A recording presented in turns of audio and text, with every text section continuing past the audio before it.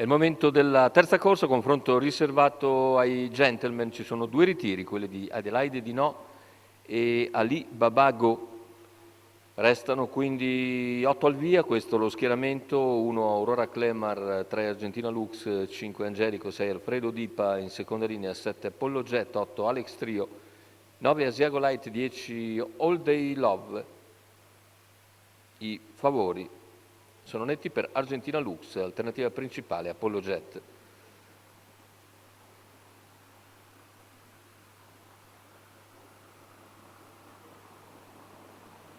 Macchina che stacca veloce dall'esterno, Alfredo Dipa, che va ad impegnare Argentina Lux, che però difende la corda.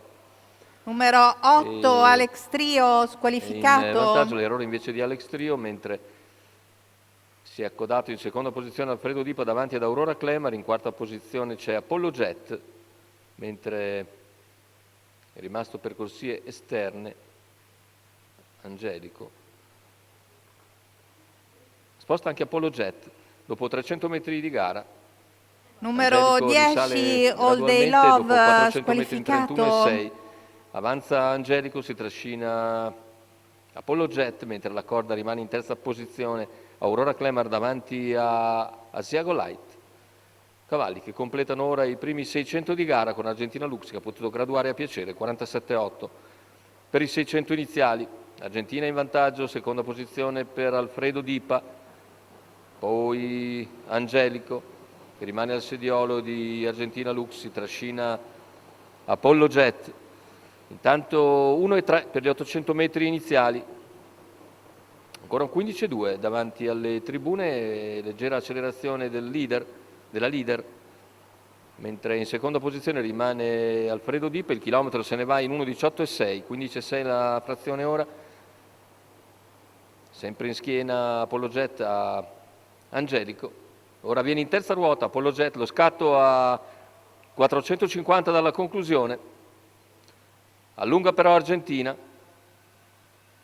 parziale ancora in 15,6, lo scatto in terza ruota nuovamente di Apollo Jet, mentre lungo la corda segue sempre Alfredo Dipa, cala Angelico, mentre l'errore di Alfredo Dipa, completamento della piegata, ingresso in retta d'arrivo, numero bella 5 direzione anche Angelico. Apollo Jet, Argentina in vantaggio, Apollo però si ingamba bene al centropista, numero Apollo 6 nel finale Alfredo va Dipa, su Argentina Lux, squalificato. l'impegna e sul traguardo Apollo Jet passa per vincere su Argentina Lux. Al terzo finisce Asiago Light. Successo quindi per Apollo Jet, Elena Villani Orlando.